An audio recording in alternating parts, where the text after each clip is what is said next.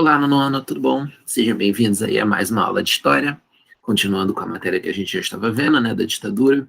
Então, sem muitas delongas aí para vocês, deixa eu começar o meu compartilhamento aqui da tela.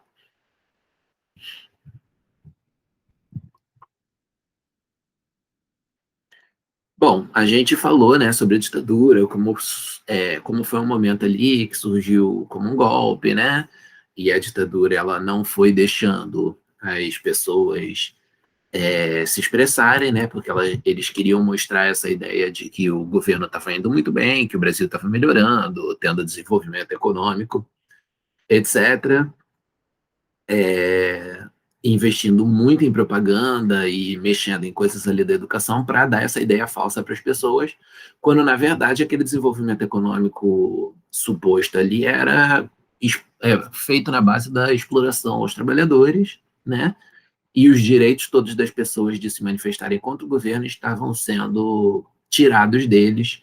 O governo saiu se colocando como superpoderoso,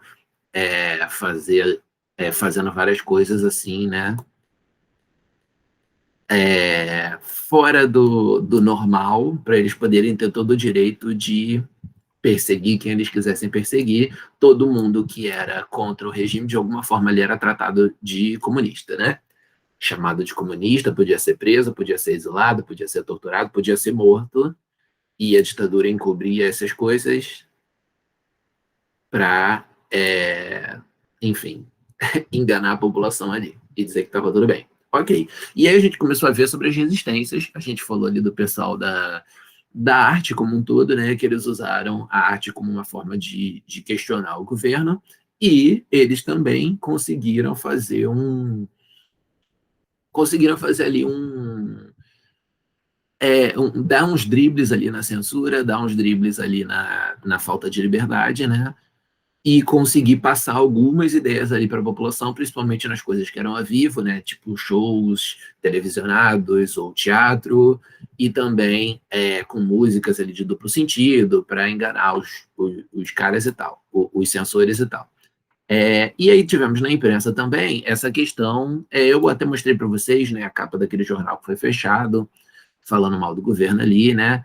Os, os jornais eles não tinham liberdade para fazer as notícias que eram contra o governo, eles acabavam sendo punidos se eles fizessem isso, né? Ou se os fiscais vissem antes, as coisas eram tiradas.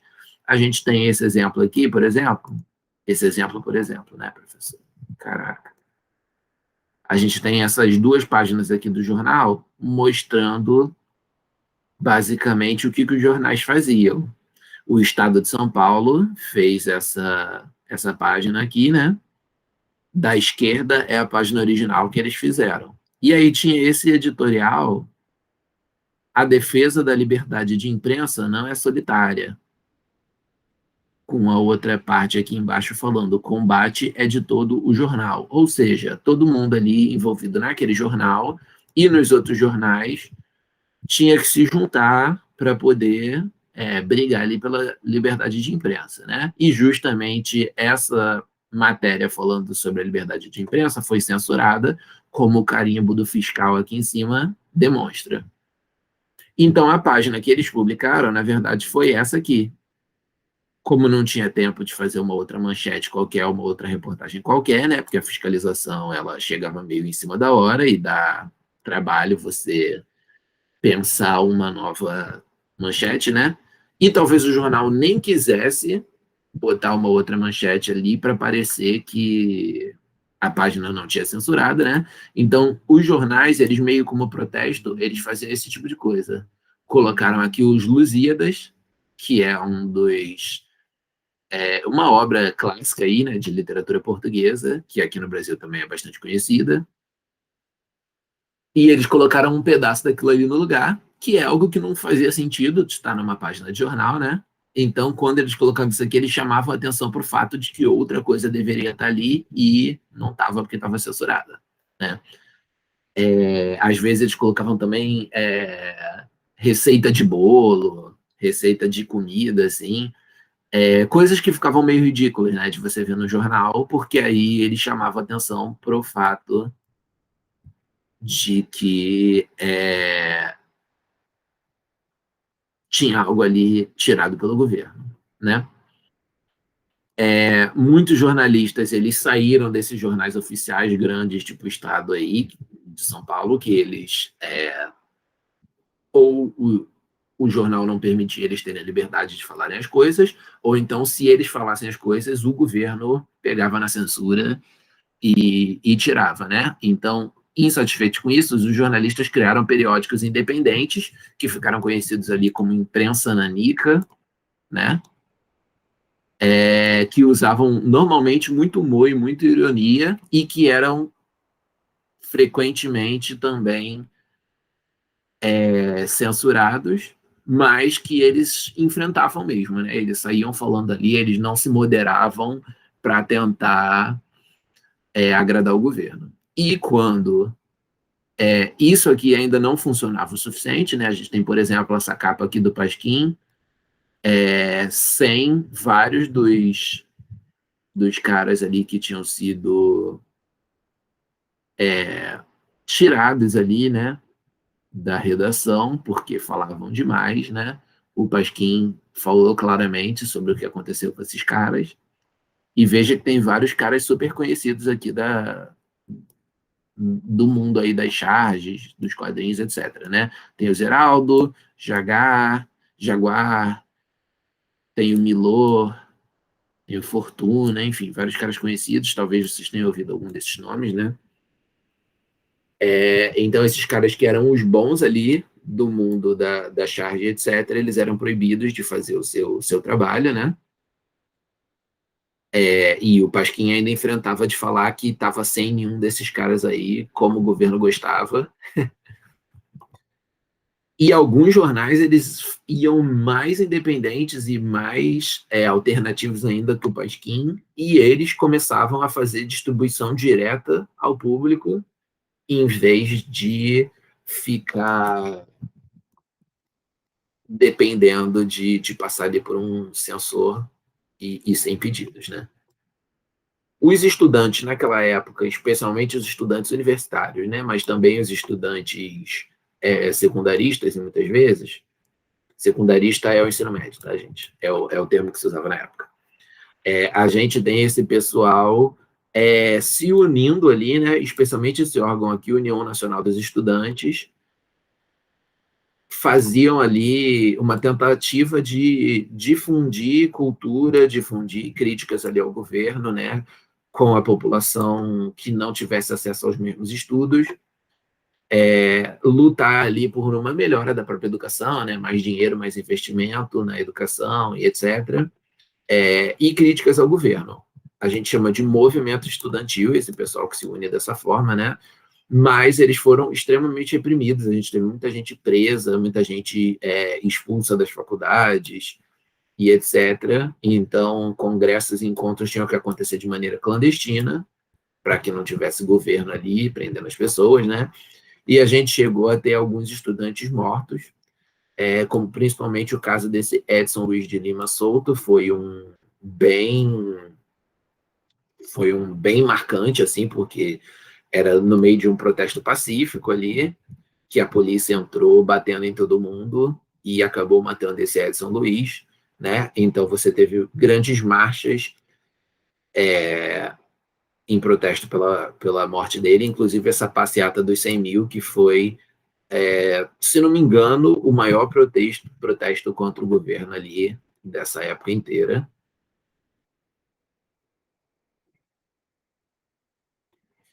Nós tivemos indígenas e quilombolas tendo que resistir porque eles não foram deixados em paz, né? O governo tinha essa lógica de tem que trazer o crescimento econômico do país, e esse crescimento econômico normalmente ele não era pensado em termos de a população estar trabalhando, a população está recebendo bem, a população está conseguindo consumir produtos básicos da vida, né? Ele era baseado em crescimento do número de fábricas, crescimento do número de fazendas, né? Trazer empresas grandes estrangeiras para cá, então industrialização, que não é uma coisa ruim por si só, mas que, enfim, precisa ter uma lógica ali, né? Não é para ser um inchaço totalmente sem controle. porque isso vai acabar trazendo outros problemas para a sociedade. Um desses problemas é que o governo estava tentando fazer grandes obras, como rodovias e usinas hidrelétricas, para dar estrutura para esse crescimento econômico, né? E eles também estavam colocando empresas de mineração ou negócio ali, agronegócio, agropecuária, né? Para tomar terras do Brasil que ainda não tivessem industrialização, não tivessem cidade. Então, lugares rurais ou lugares de vegetação nativa. Nesses lugares rurais de vegetação nativa, você tinha muita população indígena e quilombola. Quilombola é quem descende dos quilombos lá da época da escravidão, tá, gente? É um tipo de cultura específica, né? Um lugar em que quase todo mundo ali é negro e que você tem uma cultura ainda muito baseada em questões africanas, porque desde a época ali que eram quilombos contra a escravidão, eles mantiveram essa cultura viva.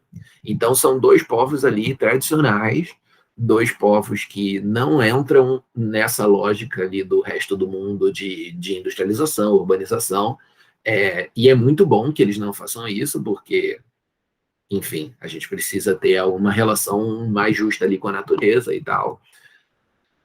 É algo que o mundo todo está aprendendo agora e que essas comunidades tradicionais elas já fazem há muito tempo. Só que na época ali a ditadura estava enlouquecida querendo trazer números econômicos ali, crescimento da economia, crescimento do PIB, para dizer que o Brasil estava se desenvolvendo, para justificar a palhaçada toda que eles estavam fazendo ali com o governo do país. Então, esses indígenas e quilombolas, eles eram tratados como um desafio, eles eram tratados como um problema, como um obstáculo para você ter esse crescimento econômico que supostamente era o que o Brasil devia alcançar. Então, esses mineradores, esses agropecuaristas que foram para essas regiões, eles usaram pra caramba meios ilegais e enfrentamento, gente armada mesmo, para matar os indígenas, para matar os quilombolas, para atacar e tomar a região na força. E o governo que deveria ficar contra essas pessoas e proteger os indígenas e quilombolas, pelo contrário, ele apoiava. Ele colocava, ele mesmo de vez em quando ia nesses territórios indígenas e quilombolas e matava essas populações para ampliar rodovias e esse tipo de obra estrutural. Quando tinha os empresários fazendo isso, ele apoiava e ele concedia documentos legais que permitiam os caras irem para essas terras, não falava que podia matar, porque isso seria óbvio demais, né? Mas os caras iam fazer isso e o governo não ia fazer nada. E quando os indígenas se organizavam para resistir, como muitas vezes eles fizeram, né? Lançaram forte movimento ali, a União das Nações Indígenas, eles elegeram o Mário Juruna, né, que é esse cara aqui, um indígena chavante, né, que foi eleito como deputado. Foi uma forte liderança ali, né? Quando eles colocavam esses caras e se organizavam para poder fazer alguma coisa contra esses empresários e contra o governo perseguia esses caras, né? Aprisionava, torturava, matava, para que eles não fizessem isso. Então, o governo, em vez de defender quem eles tinham que defender, eles apoiavam quem estava fazendo a besteira. E a gente teve também a resistência armada, que eram as pessoas ali que, de fato, eram de movimentos de esquerda mais, como é que chama? Mais radical, né? Pessoal comunista, eram os que queriam, de fato, fazer ali uma revolução. Quando eu digo para vocês, né, e eu tenho dito bastante, que o Brasil não tinha uma ameaça comunista, não é porque não houvesse comunistas, mas é porque esses comunistas estavam em baixíssimo número. Essa revolta armada, ela foi bem pequena, assim, se você comparar com toda a resistência artística, com toda a resistência ali jornalística, com toda a resistência dos indígenas, dos quilombolas, dos estudantes e de todo mundo que usava ali, né, simplesmente ideias e coisas pacíficas, etc., a luta armada foi extremamente pequena. Mas eles também tiveram um papel importante, porque eram eles que deixavam o governo com mais medo, né? E enquanto o governo estava focando nesses caras aí mais agressivos, os outros acabavam conseguindo fazer suas críticas pacíficas e tal.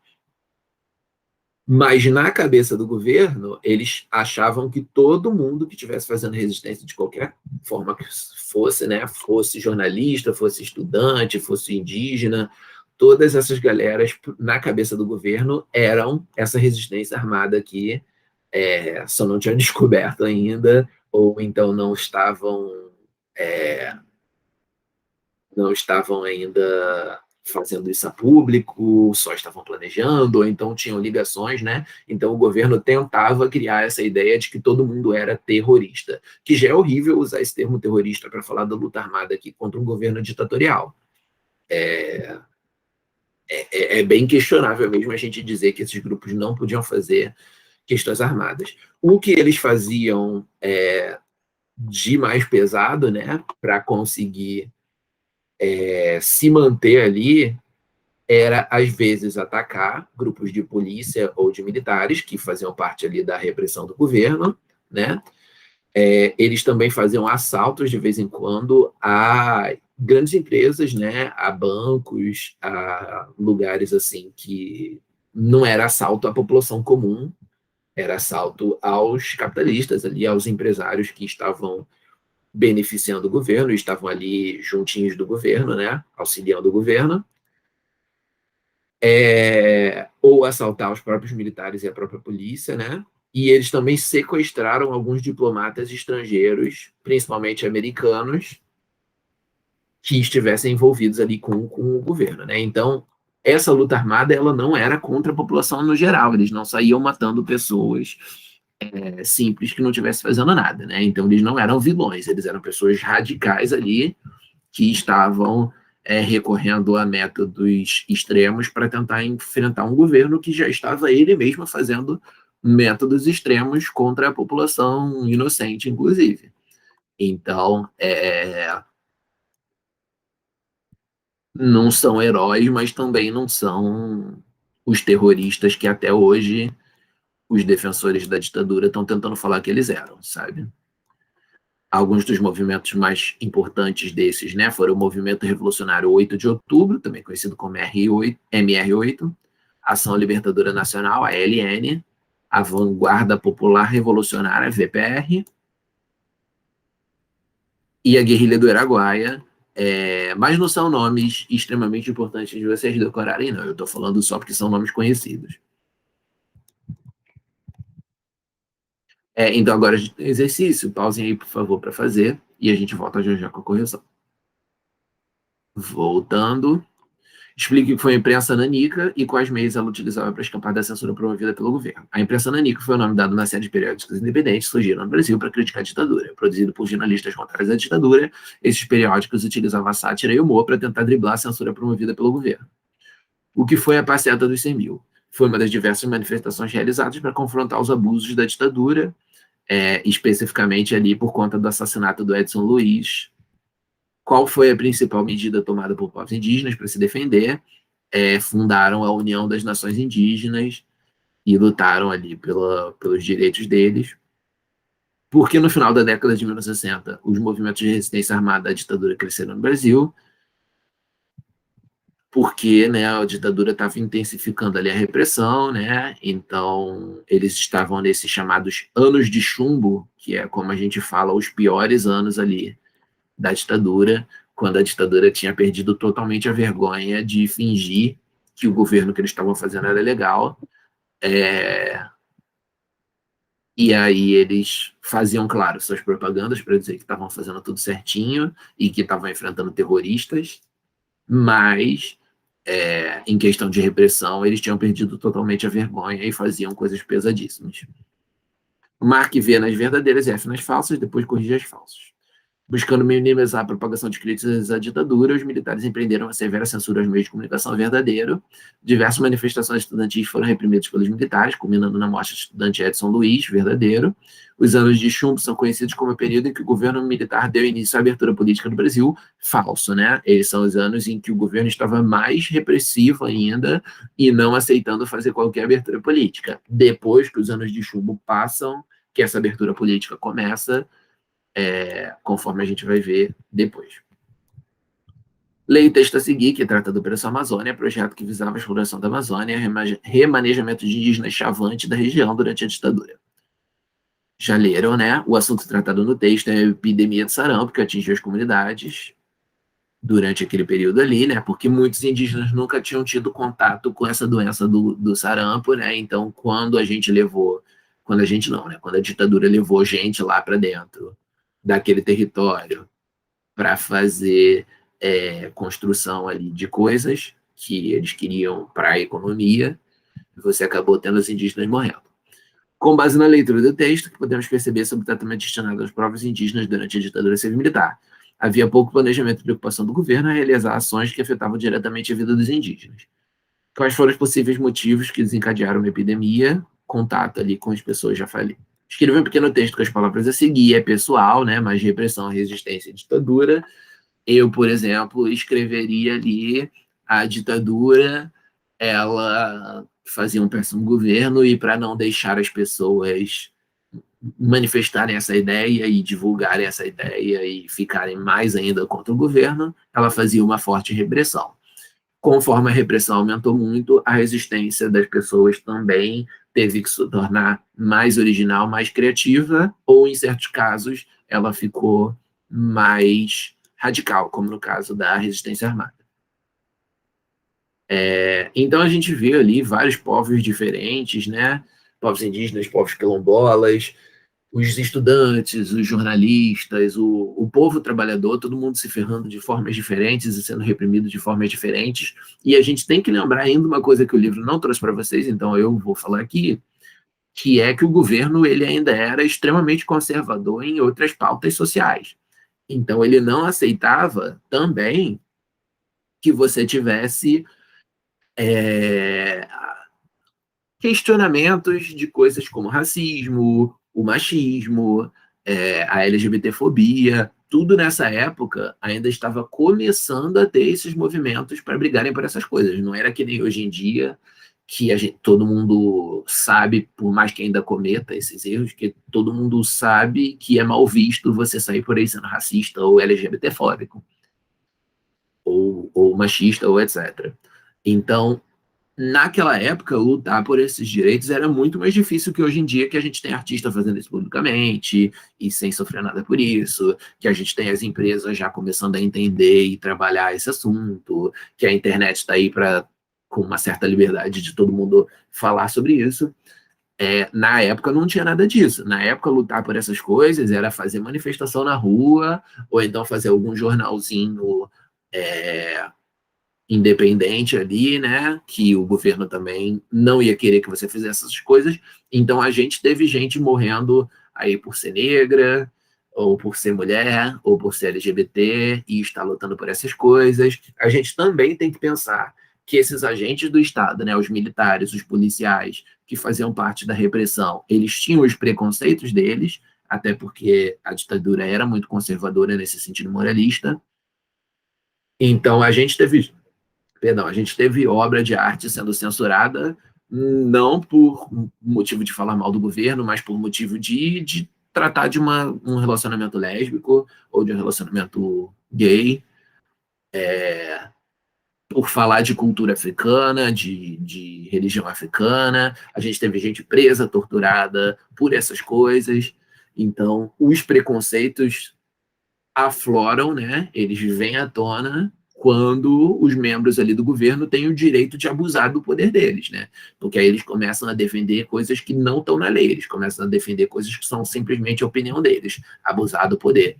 Então, por esse tipo de coisa que não faz sentido nenhum a gente dizer que na ditadura a lei era cumprida, que na ditadura não tinha corrupção, porque quanto mais poder os agentes todos do governo tiverem para abusar, natureza humana, né? Essas pessoas vão se sentir à vontade de abusar como elas quiserem.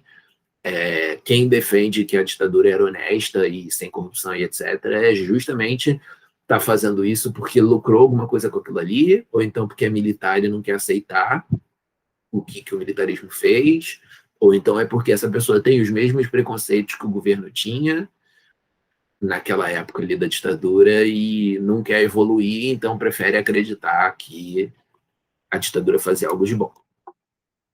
Crescimento e crise econômica é o que a ditadura tentou usar mais em seu favor, é o que eles mais conseguiram chegar perto ali de ter um sucesso. Para a gente não dizer que o governo falhou miseravelmente em todos os quesitos que um governo deveria falhar, naquele momento, a gente ainda pode dizer que teve algum crescimento econômico. Só que crescimento econômico é um termo meio vago, né? É um conceito meio vago. A gente precisa ter uma discussão do que significa crescimento econômico. Os números principais ali da economia, né? O primeiro número que a gente fala sempre que a gente fala de economia é o PIB, né? Que é Produto Interno Bruto, vocês devem ter visto isso em geografia já, né? É a soma de toda a produção econômica, todos os produtos, todo o valor de produtos que são produzidos por empresa, ou por fazenda, ou por comércio, etc., dentro do país. Então, é uma coisa boa que ele cresça. E ele cresceu naquela época. Ok. O número de empresas no país, de industrialização do país, também cresceu. Também tivemos algumas obras infraestruturais. A princípio, estamos falando de coisas boas. Mas, como o governo queria falar ali, né, que ele era muito bom e que ele estava crescendo, ele fez todo tipo possível de maquiagem e todo tipo possível de aposta e de distorção ali da economia para ele conseguir chegar nesses índices que eu estou falando que eram os bons. Então, tem vários outros índices negativos relacionados a isso. Para começo de conversa, o desemprego estava super alto, porque as empresas estavam adotando modelos assim de o mínimo de trabalhadores possível para reduzir custos. E o governo não estava fazendo muita coisa em relação a isso, para tentar conter. Segundo, como o desemprego estava alto e o governo estava apoiando essas indústrias em tudo, a gente tem ali redução extrema dos salários. Então, as empresas estavam conseguindo se estabelecer e ter muitos lucros, porque eles estavam reduzindo totalmente no dinheiro que eles davam ali para os seus trabalhadores. Então, para os trabalhadores, isso estava sendo péssimo. Então, de que adianta a economia estar crescendo se o trabalhador ali está passando fome, se o trabalhador ali está desempregado, desesperado, está tendo que recorrer a virar camelô, qualquer coisa assim, porque o empreguinho estável ali que ele tinha antes não era mais estável, ele foi demitido, ou então ele ganhava tão mal que ir para uma informalidade valia mais a pena. De que adianta, né? Crescimento do PIB se a população não está sentindo isso. Então, a desigualdade aumentou para caramba. Então, já um monte de coisa aqui ruim. Além disso, para financiar essa expansão da indústria toda, o governo ainda pegou um monte de empréstimo. Então, é fácil, né, a gente dizer que a economia está indo para frente quando você, na verdade, está pegando um monte de dinheiro emprestado para dar essa sensação. A dívida externa do Brasil cresceu para caramba, né? É o quarto ponto. E, inclusive, a dívida interna também. Dá para dizer que é um quinto ponto aí, ou então dá para colocar ainda como quarto ponto. E as indústrias que vinham para o Brasil eram indústrias estrangeiras. Não era a indústria nacional crescendo. Era uma fábrica grande de carro ou de eletrodoméstico qualquer lá do exterior vindo para cá. Digamos, uma Ford, né? Uma empresa grande dessas assim. Então, assim, não era crescimento econômico estável, estruturado de fato. Era inchaço, né? Que é quando a economia atinge alguns números bons ali para você dizer que teve melhora, mas na verdade não teve, porque estava tudo bem ruim em todos os outros sentidos da sociedade, e tudo isso com uma tendência a explodir na cara de todo mundo aí, em algum momento a gente entrar numa crise econômica. O crescimento econômico que eles fizeram nessa época aí foi meio parecido com o que a gente viu no intervalo democrático da parte do Dutra e da parte do Juscelino Kubitschek, né? Os dois tinham essa ideia meio de, não, vamos desenvolver a economia, e aí trouxeram um monte de empresa estrangeira que acabou dando em problemas econômicos. A ditadura não aprendeu com o erro desses caras e foi fazer a mesma coisa, mas é porque também esse lado econômico, essa ideia de milagre econômico que eles falavam, né? Esse termo é muito conhecido, vocês precisam saber o que significa, né? Era um termo usado, a gente só usa entre aspas hoje em dia, porque era um crescimento falso da economia, né? E era um um termo que a própria ditadura usava na época, sem aspas, para representar o crescimento econômico que eles queriam fingir que estava acontecendo. Então eles falavam, esse país agora é um país, deixou de ser o país do futuro e virou o país do presente. Esse país ninguém segura mais porque ele cresceu pra caramba. Esse país agora é uma potência capitalista mundial e na verdade não era. O Brasil só estava tendo crescimento ali de alguns números porque a ditadura estava recorrendo a empresas estrangeiras e a empréstimos estrangeiros. Então aquilo ali era uma bomba que estava prestes a estourar. Quando a gente chegou no ano de 1973, aconteceu um evento internacional chamado Crise do Petróleo, que é quando os países árabes ali do Oriente Médio, né, que são os principais produtores de petróleo do planeta, eles resolveram meio que fazer alguns embargos econômicos ali aos países do Ocidente por conta de questões da Guerra Fria ali, que eles não estavam satisfeitos com os Estados Unidos, etc. Então tentaram derrubar principalmente os Estados Unidos, que dependia pra caramba do petróleo deles. Derrubando os Estados Unidos, também se derruba muito outros países que eram relacionados a ele, como o Brasil. E também o Brasil necessitava muito do petróleo. O petróleo subiu de preço enormemente naquela época, o preço internacional do petróleo, né? E aí o Brasil foi profundamente afetado por isso também. Então ele foi afetado de tabela pelos Estados Unidos, foi afundado pela falta de petróleo e os juros, né? A inflação daquela dívida externa que o governo tinha acumulado cresceram para caraca. Ou seja, a economia saiu totalmente de controle, uma inflação enorme, uma recessão econômica, a população tendo o arroxo salarial, né?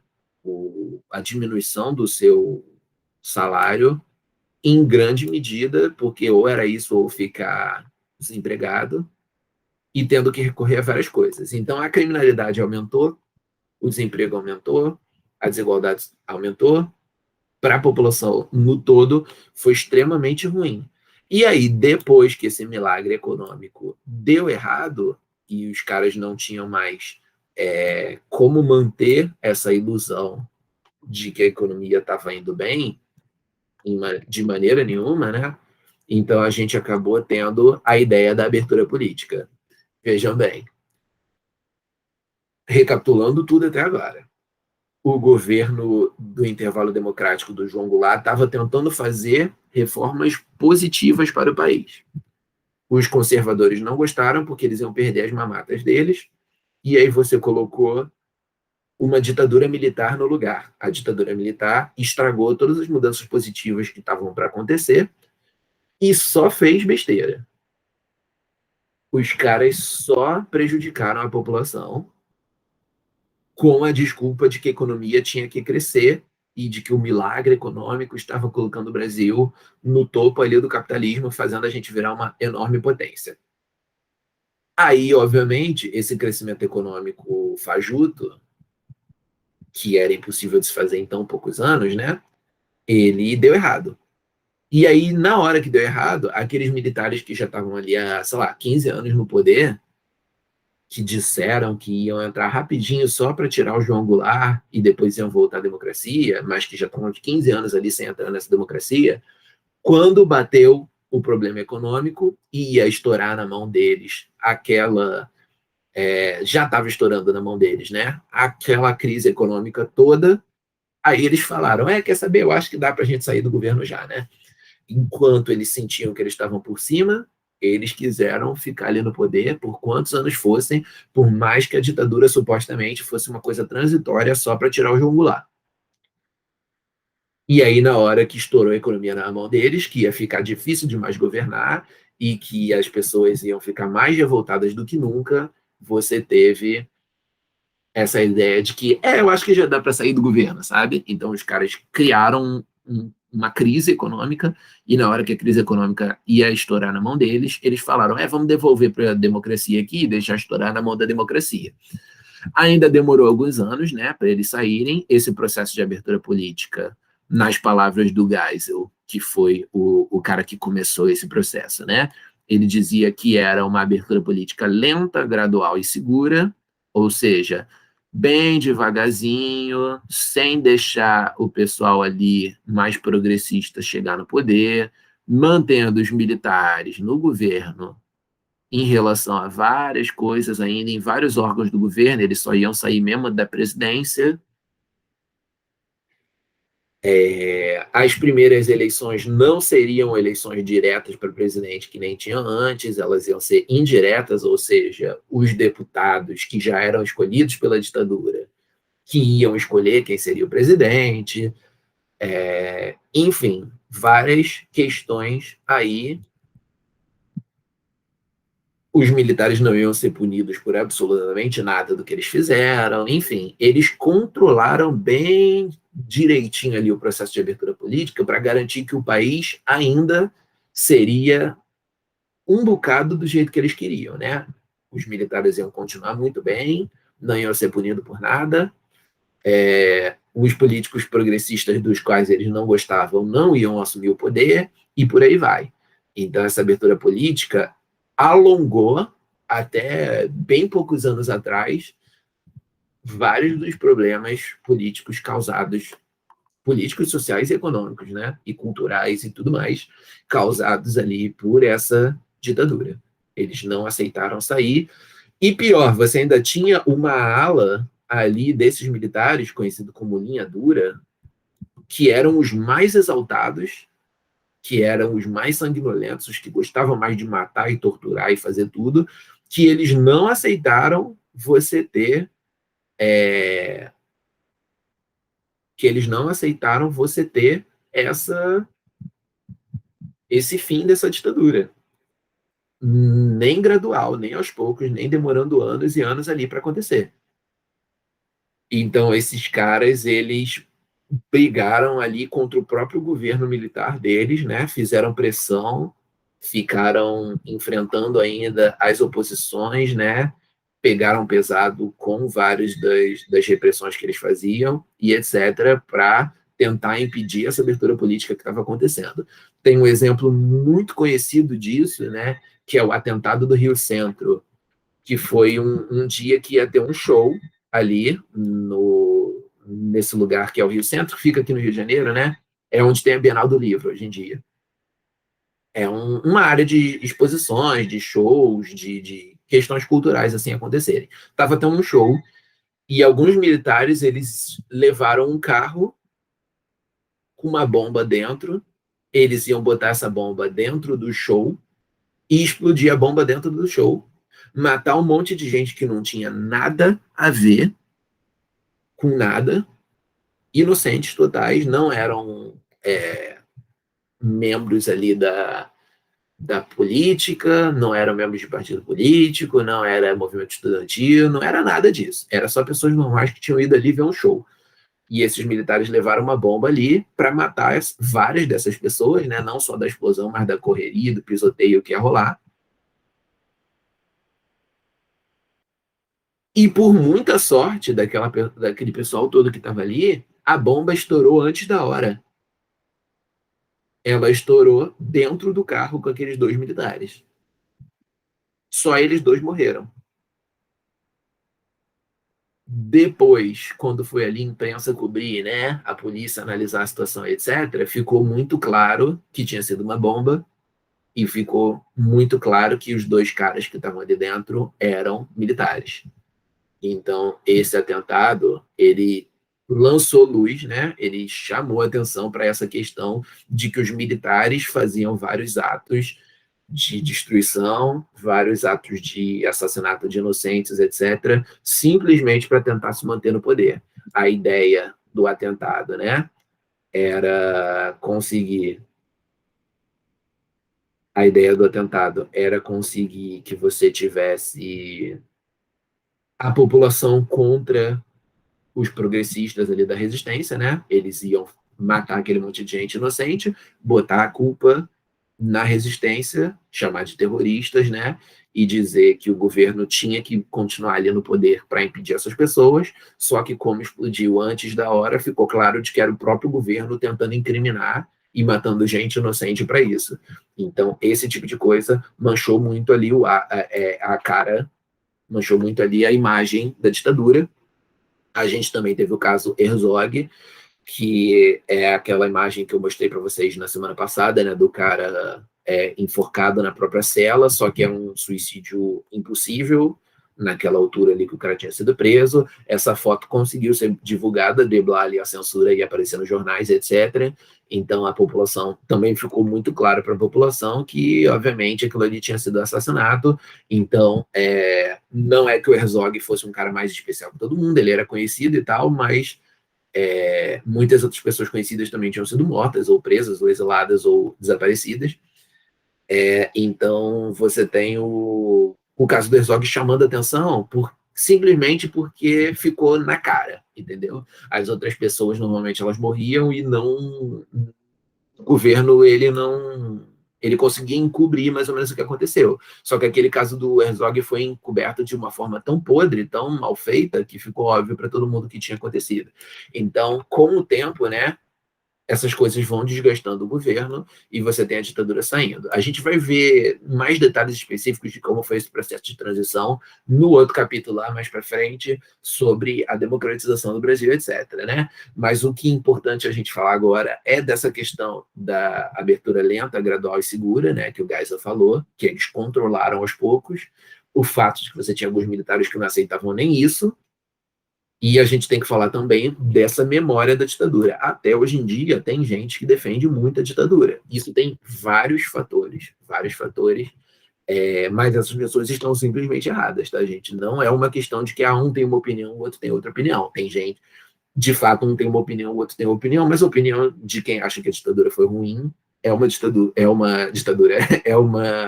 opinião embasada, né, com fatos para comprovar, enquanto que a opinião de que a ditadura foi boa simplesmente é mentira. Não tem como a gente falar isso razoavelmente. Existe um ou uma ignorância ou uma falta de caráter das pessoas que estão defendendo isso. E o pior é que o número de pessoas que defendem isso aumenta a cada dia, porque na internet circula muita besteira, circula muita notícia falsa e essas coisas, né? Da mesma forma que a gente tem a politização da vida política de hoje em dia, né, sendo debatida na base da fake news, a gente também tem fake news nesse sentido de apagar e distorcer o que aconteceu na história, né? A gente chama isso de revisionismo histórico. Então, parte disso é por conta da própria ditadura. Como eles controlaram essa saída deles, eles conseguiram se livrar de um monte de documento que comprovava as coisas absurdas que tinham sido feitas. Eles conseguiram deixar vários dos outros documentos sob segredo, né? Não podia ser mexido neles durante não sei quantos anos. Isso só aconteceu há, sei lá, uns 10 anos atrás. Nem isso. Há menos de 10 anos atrás, a gente começou a ter esses documentos da ditadura sendo mexidos. Foi uma coisa ali chamada de Comissão da Verdade, né, que fez isso, historiadores que fizeram. A ditadura fazia muita propaganda para criar nas pessoas essa ilusão de que a vida estava melhorando, e como a gente teve chegada de eletrodomésticos, carros, etc., com essa indústria estrangeira, isso aumentava a ilusão de que a vida estava melhorando, né? Mas, na verdade, o salário estava piorando, as pessoas estavam se alimentando menos, e se alimentando de coisas piores, né? Com menos qualidade, sobrava menos dinheiro para as pessoas investirem nas outras áreas da vida dela, a educação estava pior, a saúde pública estava ruim, enfim, tinha todos esses setores que estavam perdendo a liberdade, etc. Mas a ditadura tentava encobrir o quanto ela conseguisse isso, fazia muita propaganda e botava muito medo da resistência contra o governo, de falar que era todo mundo terrorista, como esses atentados tipo do Rio Centro demonstravam.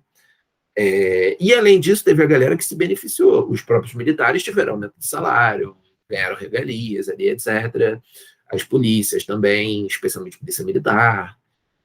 Esses empresários todos que estavam ali nesse crescimento da indústria ou crescimento da agropecuária do país os ricos, né, que mandam nessas coisas, eles estavam satisfeitos com isso. Então, essa galera toda que lucrou, até hoje está defendendo uma coisa que fez eles lucrarem, sabe?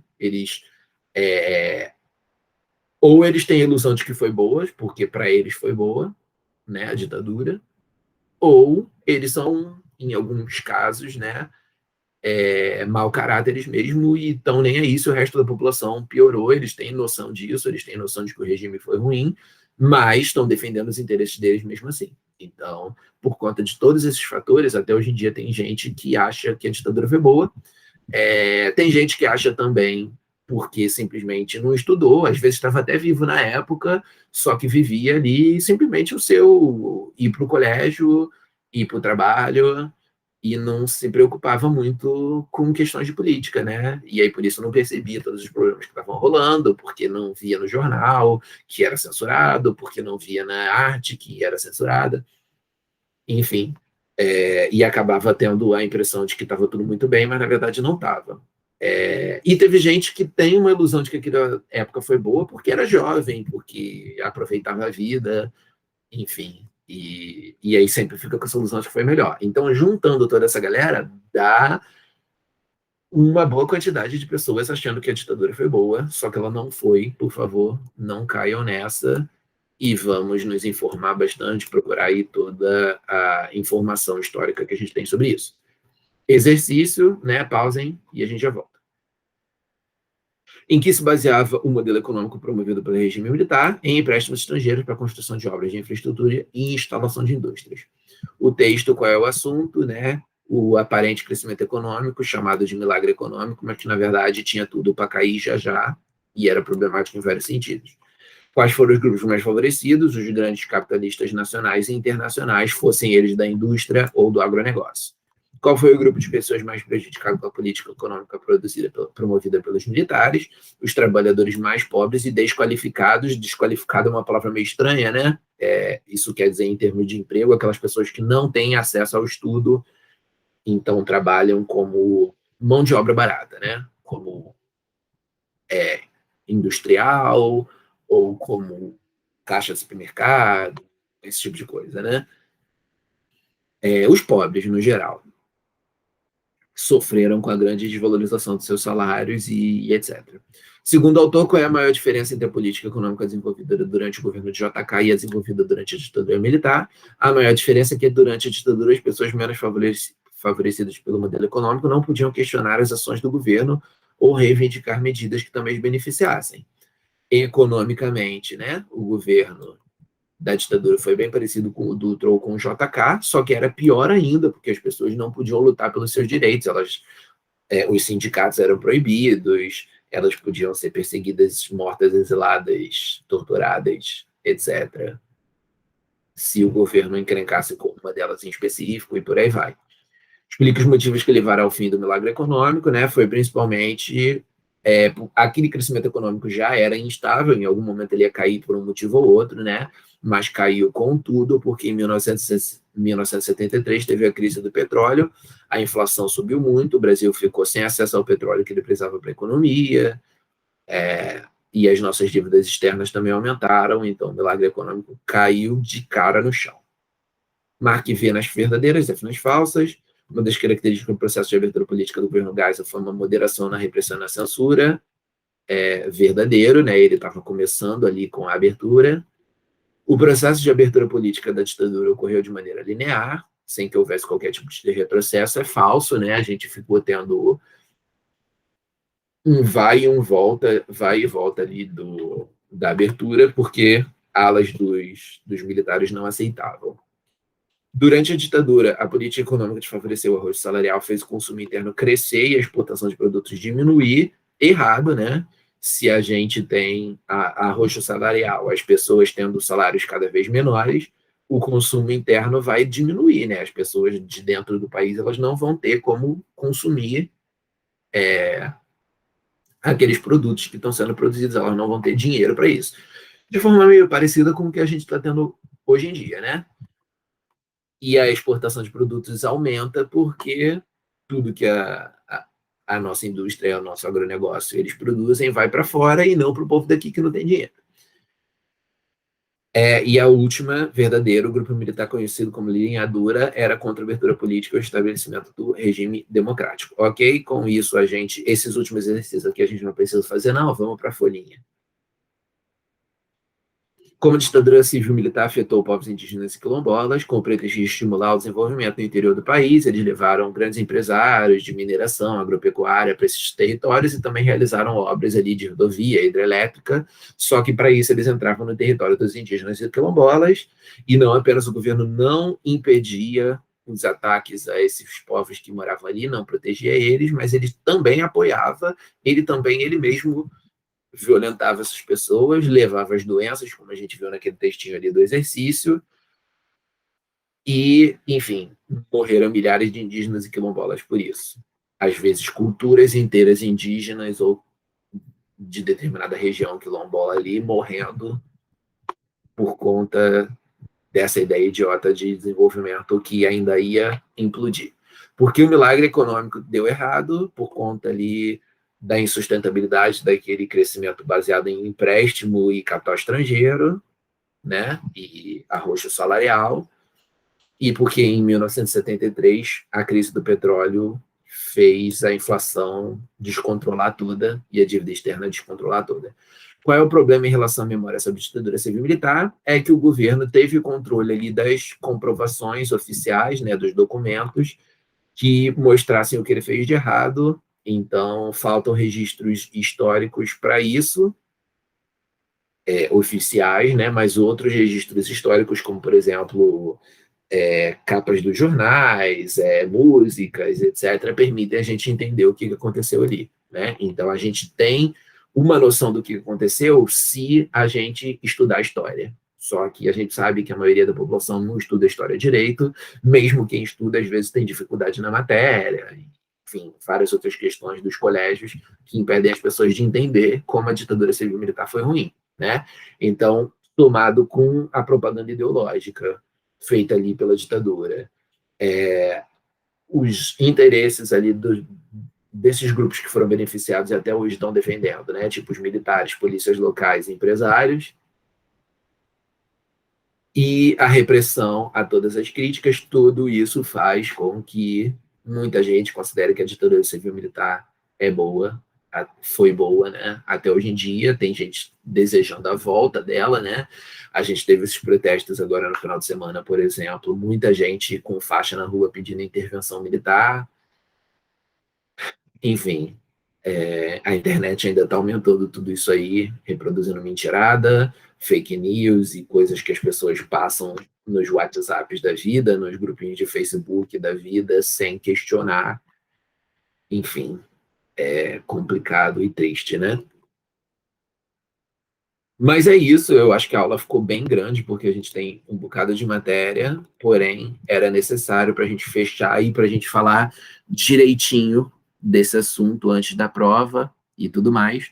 Eu espero que pelo menos tenha sido interessante, que eu tenha conseguido trazer bons questionamentos para vocês e que vocês tenham compreendido o quanto é importante a gente levar por aí para as pessoas as ideias, as comprovações históricas de como que a ditadura foi ruim, para ver se a gente para de ter esse apoio a ela, né? E se a gente consegue resolver algumas questões dela que até hoje não foram bem resolvidas, ok?